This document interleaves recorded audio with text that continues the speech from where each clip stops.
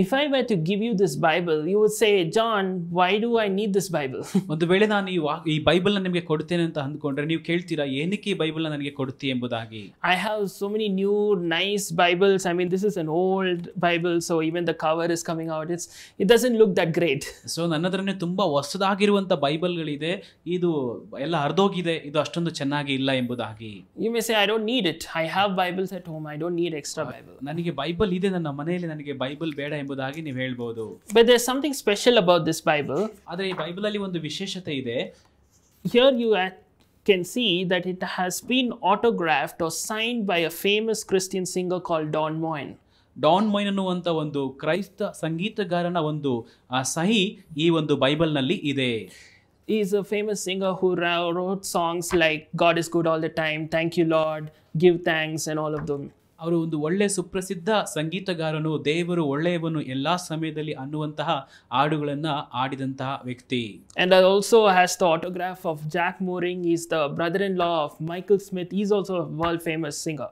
Michael Smith ಅವರ ಭಾವ ಜಾಗಲ್ಸ್ ಅವರು ಕೂಡ, ಅವರ ಒಂದು ಸಹಿ ಕೂಡ ಇಲ್ಲಿ ಇದೆ. So the minute I showed you this, ಇದನ್ನು ತೋರಿಸಿದ ತಕ್ಷಣವೇ you will say, I want this Bible.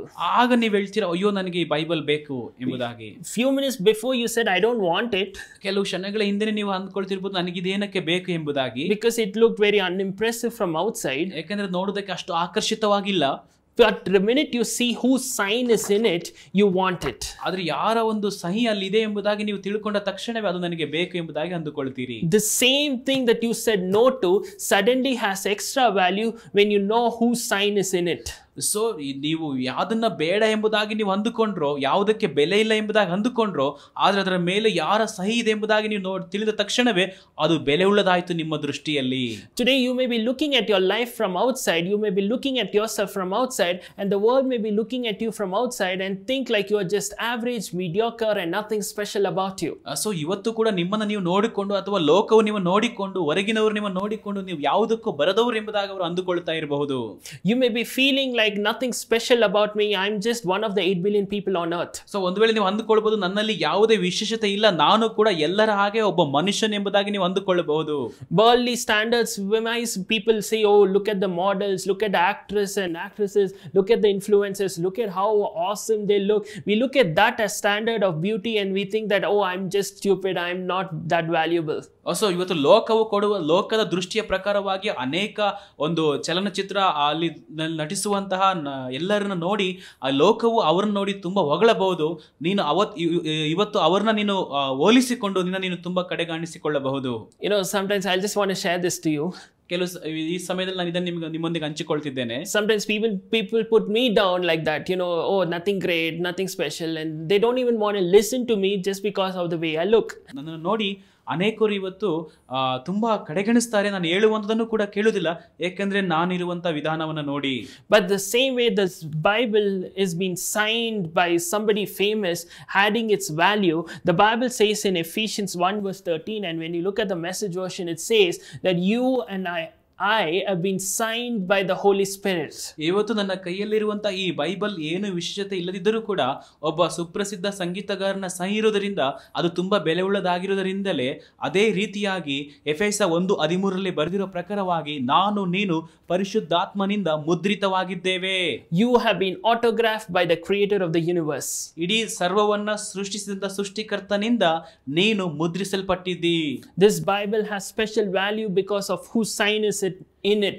You have special value and you are valuable because of whose sign is in you, and that is the Holy Spirit. So ಈ Bible ಅಲ್ಲಿ ಒಂದು ವಿಶೇಷತೆ ಇದೆ, ಯಾಕಂದ್ರೆ ಅದರಲ್ಲಿ ಒಬ್ಬ ವಿಶೇಷ ವ್ಯಕ್ತಿ ಸಹಿ ಮಾಡಿದ್ದಾರೆ.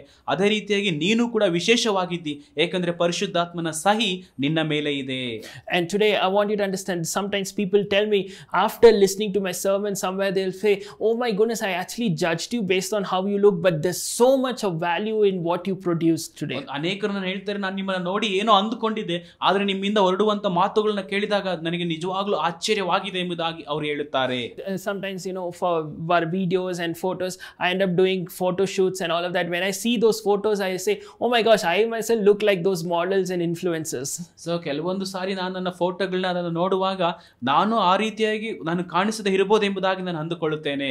I want you to understand that, what, you don't have to look at yourself invaluable because of putting yourself in comparison to models and influencers and standards of the world.